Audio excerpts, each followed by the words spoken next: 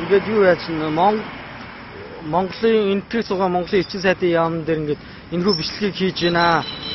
Тэгээ сая бид хоёр энд ирээд 4 сар болж байна. Хүүхдээ ингээд нэг амьд гараад нэг энд дэмжлүүлээд тэгээ нутг руугаа буцах харих гэсэн чинь баахан асуудлууд тулгарчаад бид хоёр үнэхээр аргагуудаад ингээд өнөөдөр би охиноос агчээсэн эрчимтэй өрөөнд тэгээ эхнэрийнхээ наашаа уулсан чинь энэ эрчим сайд гам бол гарч ирээд миний охиныг миний ханыг шууд тээж рүү юу сам тус газар ходоод руу ингэж ишглөөд тэгээ машиндаа суугаа явуулсан байна. Машинд нь эхнэр нь сууж исэн тэр инкол гээд туслах нь бас сууж исэн байна. Тэгээ жолооч нь байж исэн байна. Одоо ингээд бид нэр одоо яах ёстой юм бэ? Энэ асуудлыг ингээд шийдвэрлэж өгөх юм байна уу?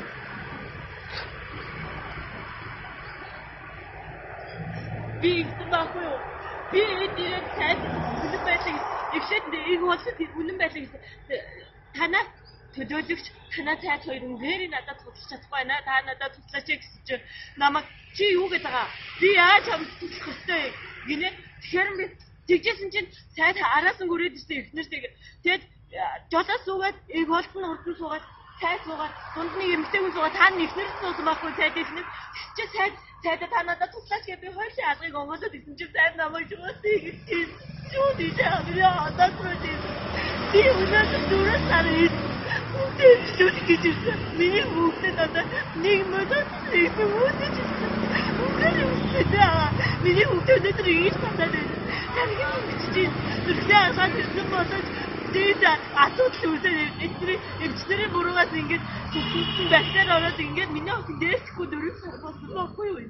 Үгээр хэцүү энэ хүний нусаг зүгээс онцлохгүй надад тайдаг үсэн энэ бичлэг байгаа. Энэ камер нь бисэн энэ хүмүүс харсан. Зарим харсан хүмүүс нь яваад өглөө. Үгээр олон хүн харсан намайг.